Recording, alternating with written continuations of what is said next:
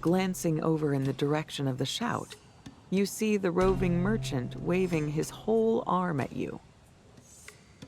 Trollus was able to make a full recovery thanks to the info he passed on.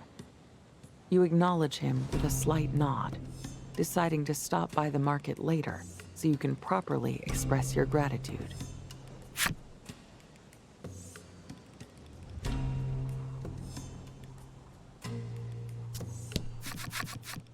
The merchant sees that Trollus has recovered and lets out a sigh of relief.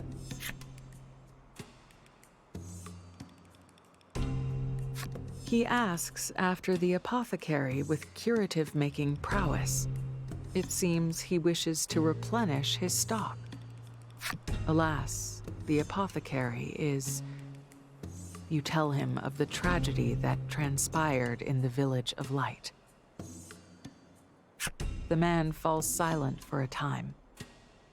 I should like to set off some fireworks then, in honor of the dead.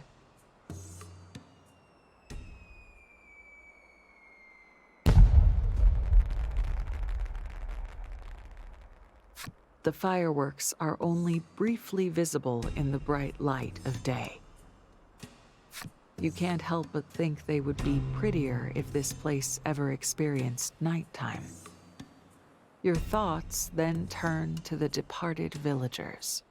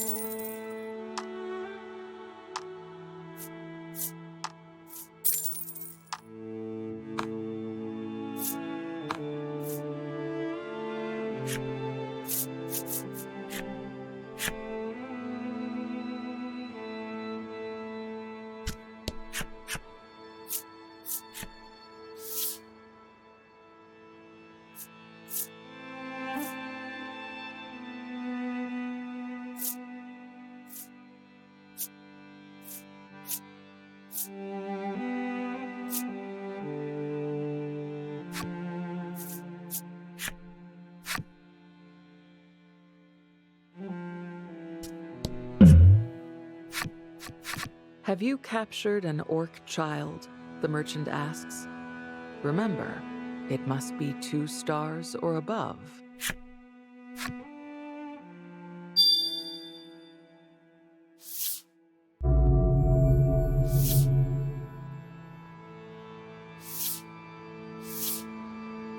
You take the card out from your case and summon the monster.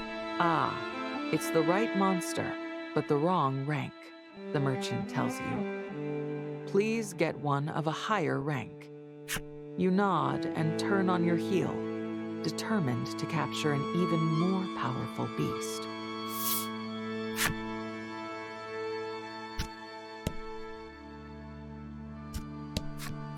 You head to the inn, and the innkeeper says, "Journey's road is long, but our steps upon it become lighter with companionship. Don't worry about paying tonight. Instead, go spend lots of money at the other shops," she concludes with a wink.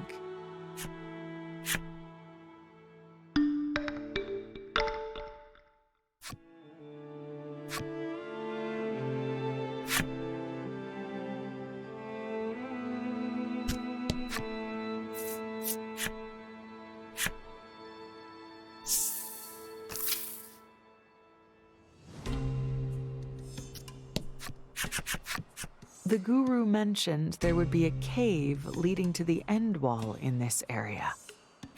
The party takes a look around. Polka takes notice of a crack in the snow and ice. Upon closer examination, you realize it must be the cave entrance. It's been almost entirely snowed in.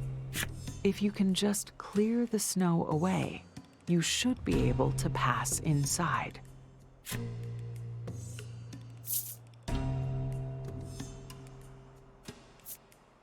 The flame primal appears before you and melts the snow blocking the entrance in an instant.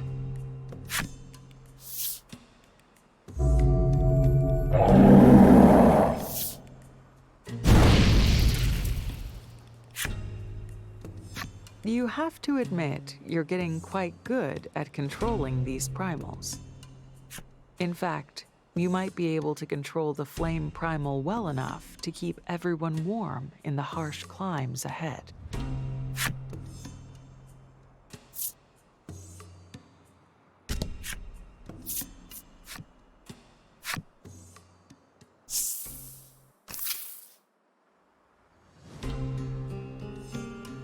In the distance, you see a massive cliff looming over the vast expanse of thick snow before you.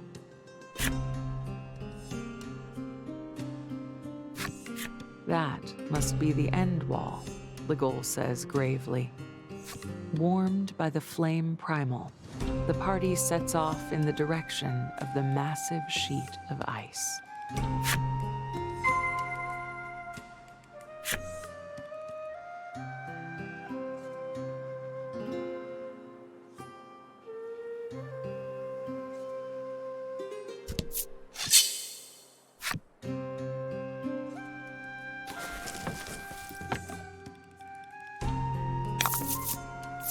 Get him!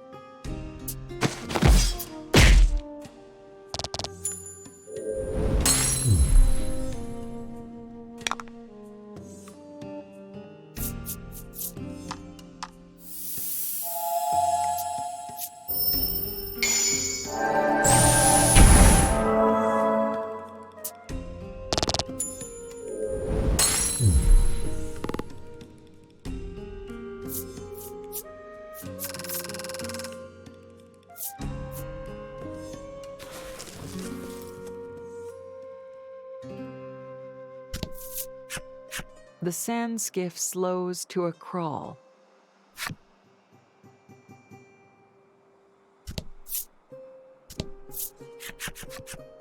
Actually, nope. It's stopped entirely. You peer down at the wheels to find them completely packed with snow. You won't get across the snow in the sand skiff like this.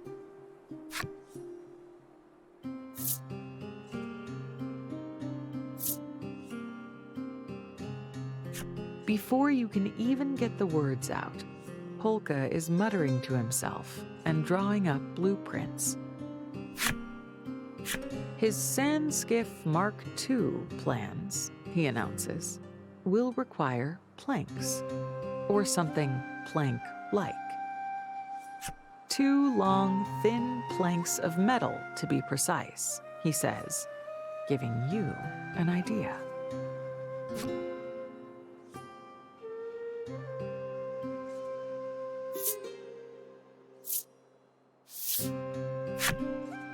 You raise the card containing the steel primal high into the air. Now, with your primal wrangling powers coming into their own, you think you might be able to get the steel primal to help you.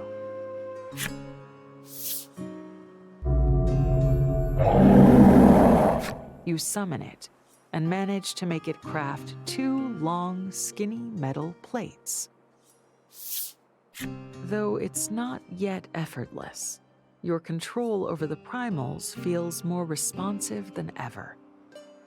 You hand the plates to a gleeful Polka, who immediately attaches them to the sand skiff.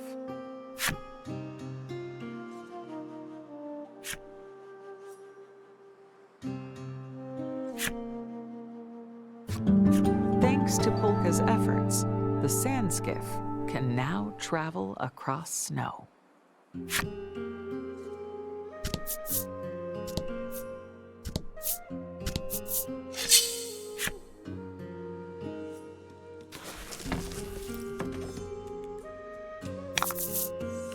Battle time.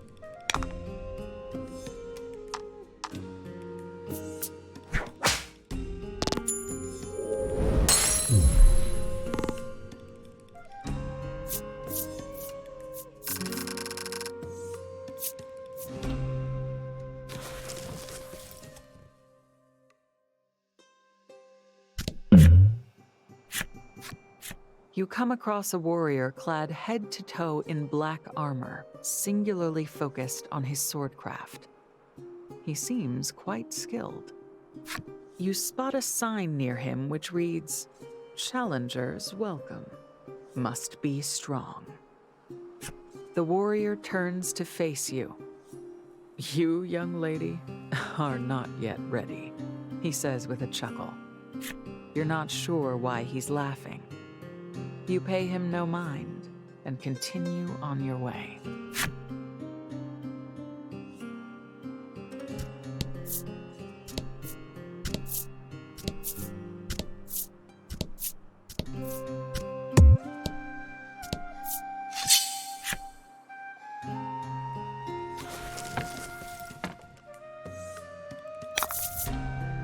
Battle time.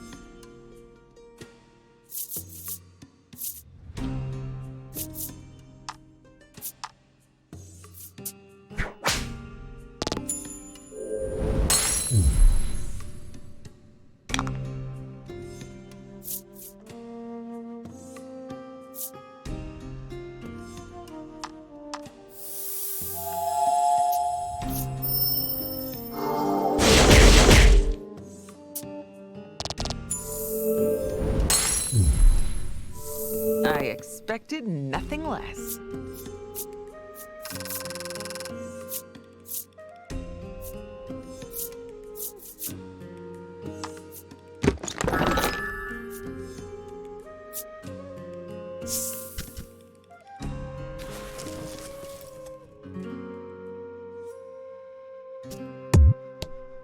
Whew. I can feel the...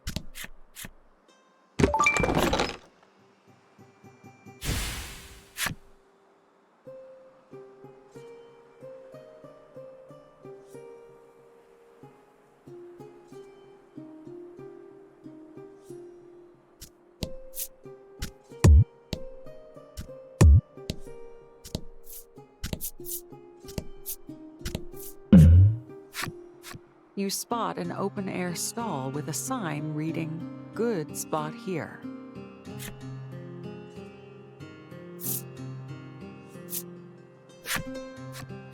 You enter the stall and hear the proprietor call out to you. "Welcome to my exchange shop. I'll pay good money for your goods." "But this'll determine how good the money is," she continues, revealing a single die in her hand.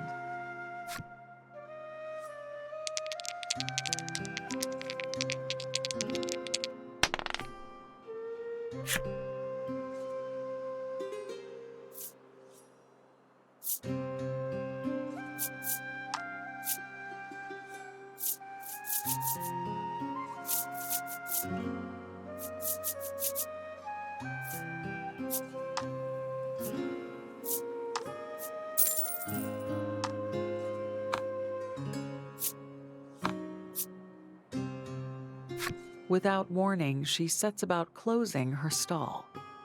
Apparently, you were her last customer for today. You gather up your things and take your leave.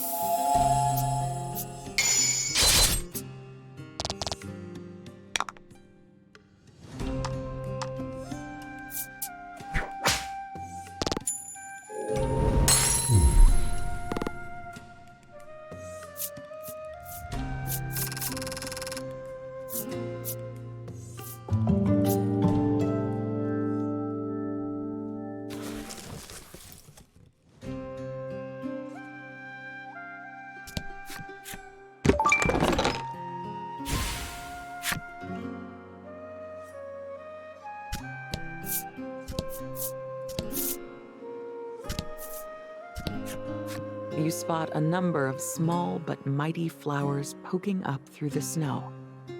The mere sight of them fills you all with hope.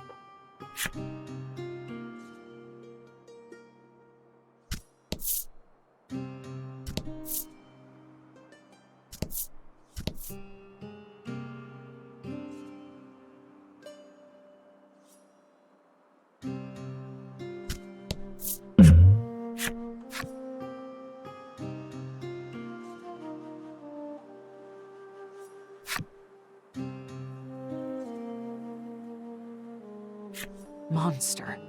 It's a monster. Fortunately, it hasn't noticed you yet.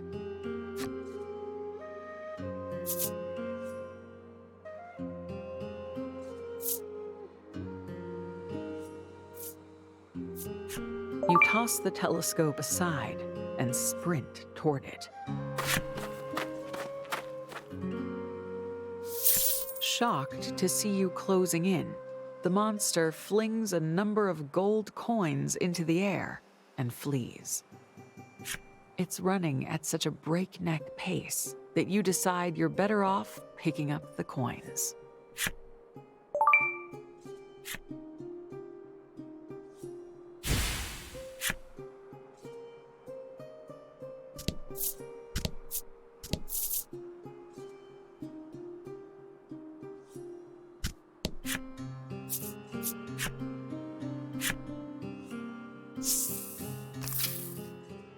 Not a soul stirs in the entire village.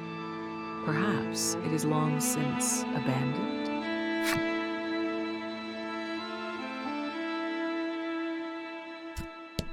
No one appears to be staffing the inn. You promise to the absent innkeeper you'll pay later and scurry inside out of the cold.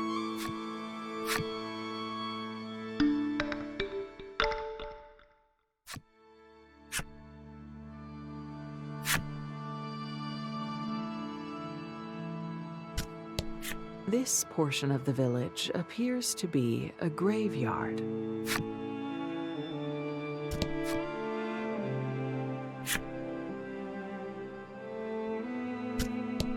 Though it does not appear the owner is home, there are signs of life all throughout the cabin.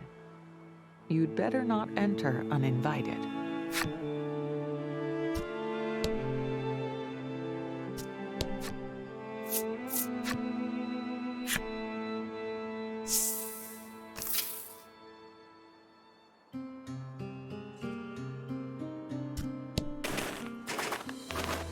At last, you've reached the end wall. It is a cliff taller than any you've seen, and its breadth extends as far as the eye can see. It practically defies you to conquer it. You try to climb it, but its face is sheer ice, and your hands find no purchase. But you will not be defeated. You redouble your efforts and scramble partway up, only to see a giant snowball hurtling your way.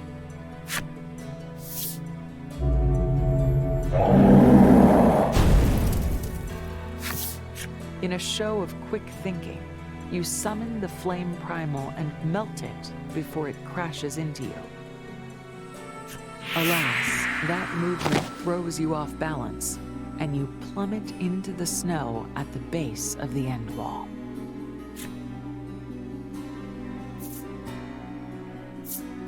Legol's plea for you to stop goes unheeded, and you hurl yourself bodily at the icy cliff.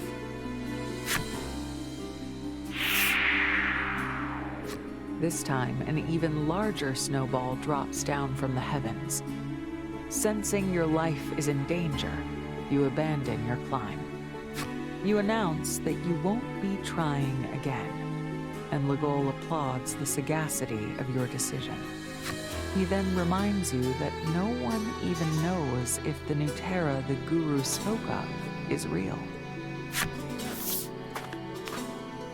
Polka doesn't look quite so ready to give in. Nutera's existence is irrelevant, he says, noting that the Guru said it was simply where you'd find what you seek. Trollis reckons she can climb it and leaps at the end wall. The party is divided. Legol opposes any attempt to advance, but Polka and Trollis insist on scaling the wall. Thanks to the flame primal's warmth, the debate carries on for some time. Suddenly, your vision blurs. You've drawn upon the flame primal's power for too long, and your body has reached its limit. The flame you called forth blinks out of existence, and a piercing chill sets in once more. Between your exhaustion and the cold, you feel yourself growing faint.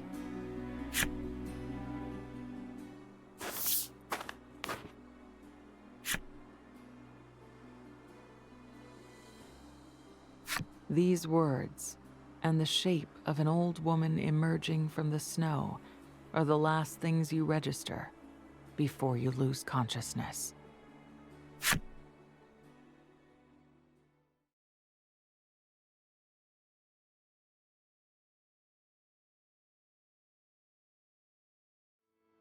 Your eyes open, and your surroundings come into focus. You're in a bed. Next to you sits an old woman. "Come around, have you?" she asks gently. You suppose she's been looking after you. Perhaps drawn by the noise you're making, Legol and the others burst into the room. They all fawn over you in turn. "Care for something to eat?" the old woman asks, her voice as soothing as any curative.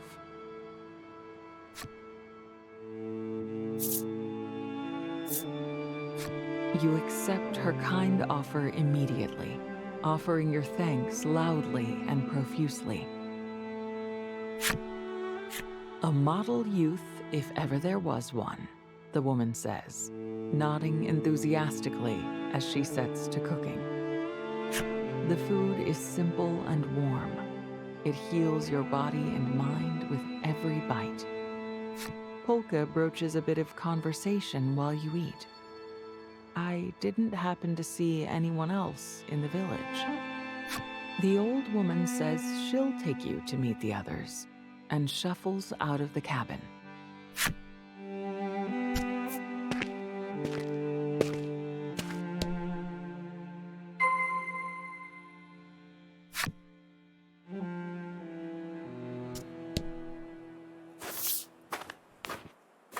The old woman leads you to the graveyard. "They're all gone now," she says softly.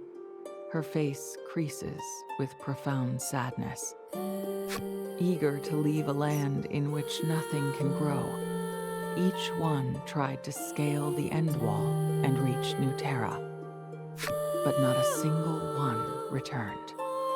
Eventually, the old woman was the only one left.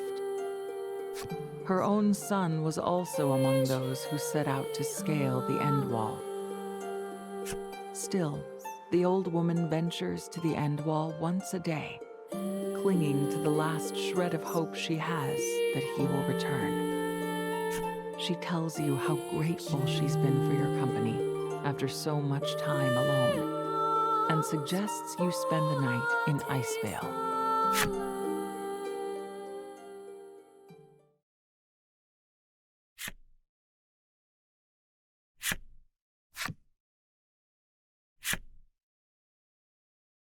A piercing shriek launches you out of a deep sleep and onto your feet. That was the kindly old woman's voice. You're sure of it. You all agree to check in on her.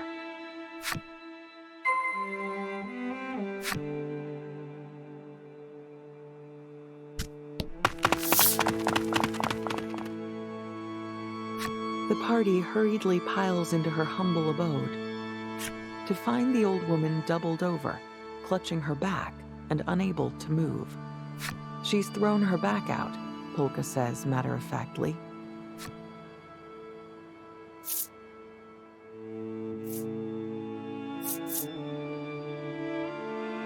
There's a first time for everything, I suppose, he says. I'll have to perform surgery. Wish me luck. Absolutely not, the old woman protests.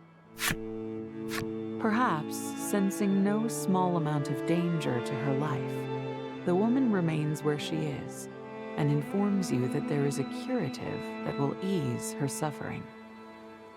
One derived from solnivias, rare flowers that bloom across the snowy plains. She's fed you and provided shelter. You must find that flower for her.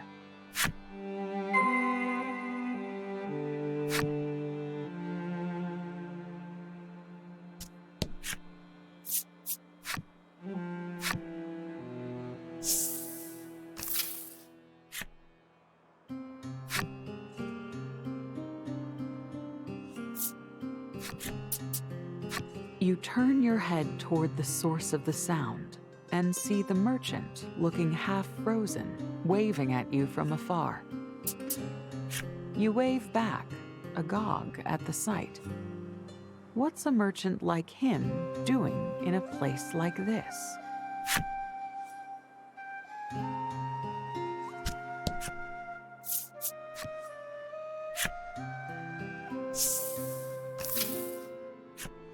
The merchant is shivering something fierce.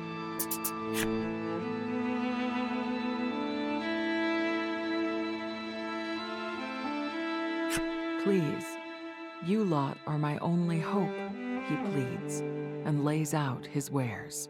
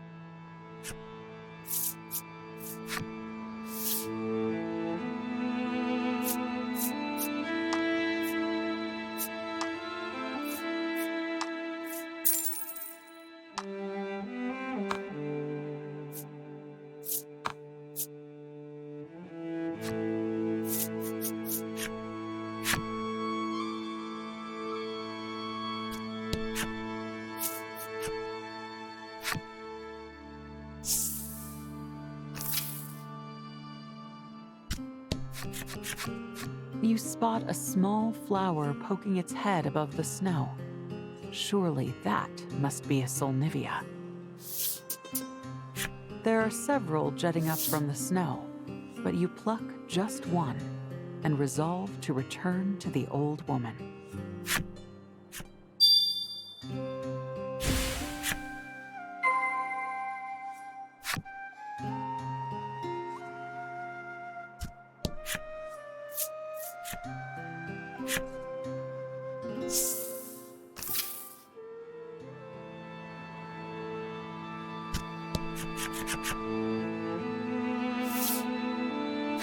You burst through the door, solnivia in hand. Polka grinds it according to the old woman's instructions and spreads the resulting salve on her back.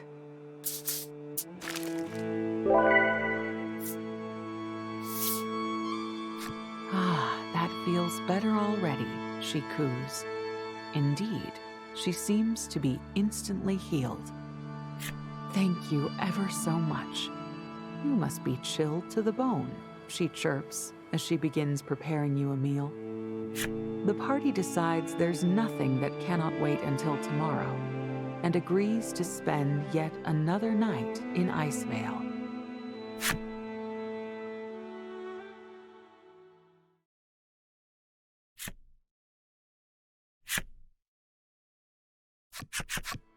Upon waking, your party begins discussing how to proceed.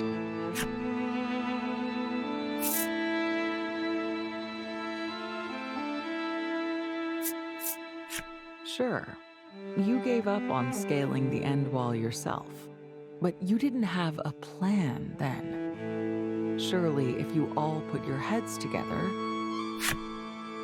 Polka and Trollis, who were already eager to find Nutera, seize on this idea. Legol, the sole dissenter, can tell he's been outvoted. If that's what you want, he says grudgingly. And so the party resolves to take another crack at climbing the end wall, but not before checking in on the old woman one last time.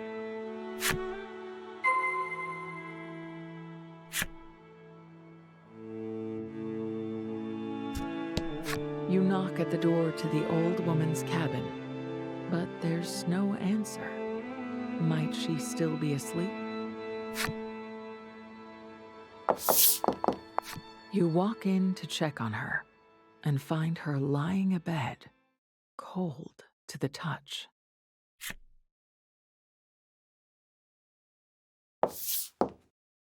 The solnivia could have been poisonous, Legol posits. But Polka refutes that hypothesis upon examining her. He pronounces her dead of natural causes.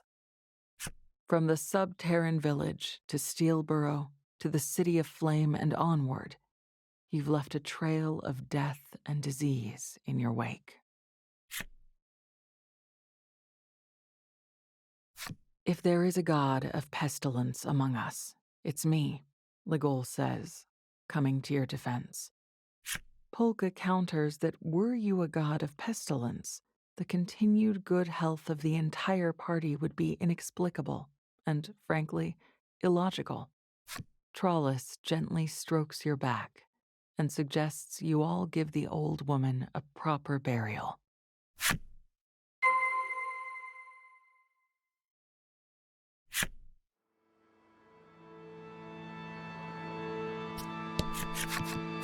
You decide to bury the woman beside the other graves in Icevale, if only so she won't be lonely in death. You wish to mark her grave like the others, but you see no wood from which you might fashion something to do so.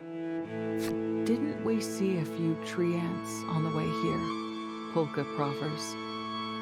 Tree ant timber would do the job quite well, he explains. So it's decided. You'll fell a tree ant and use its wood to mark the woman's grave.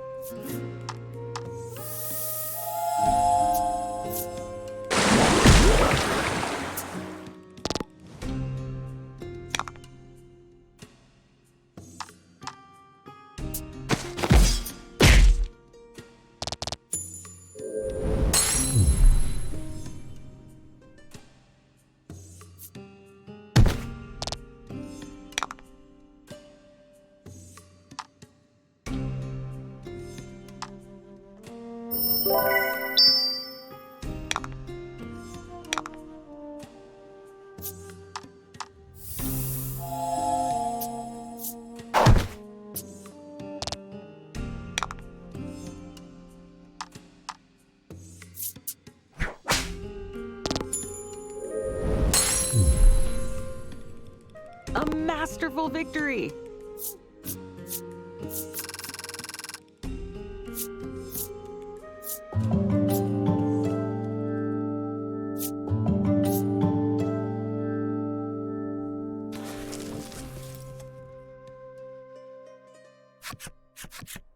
Legol efficiently breaks down the tree ant. Out of nowhere, Polka starts. "I've just had a brilliant idea," he yelps. Polka wishes for you to collect more tree ant timber. "Are we building a whole house?" Legol grouses, side-eyeing Polka. The target of his ire, however, is already off searching for tree ants.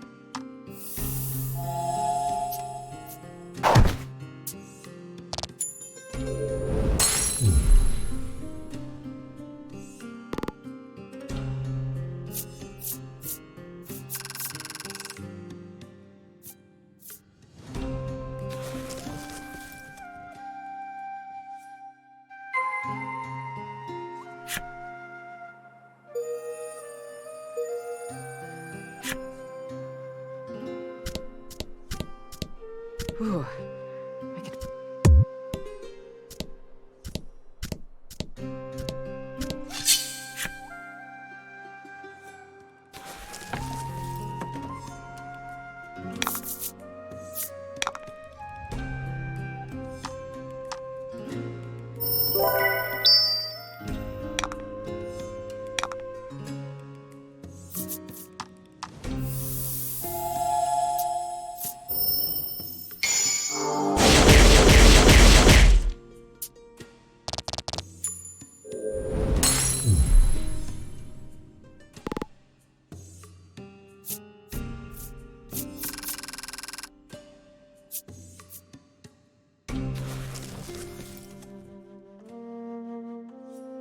This ought to be enough wood for our purposes, Polka announces with a satisfied nod.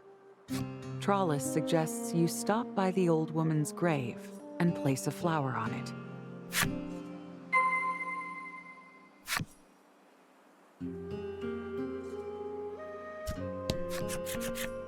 This one cutest, she beams, and picks a single flower from the ground. Flower in hand, you make your way back to Icevale.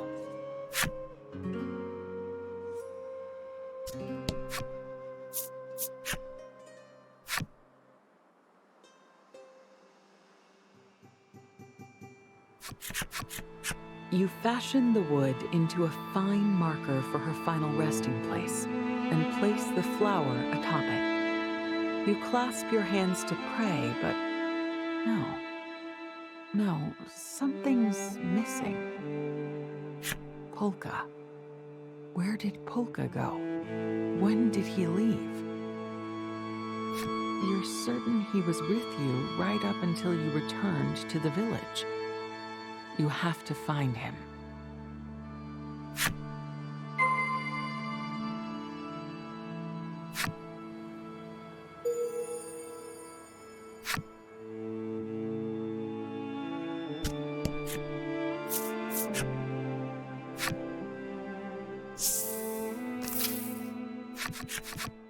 You quickly spot Polka puttering around the sand skiff.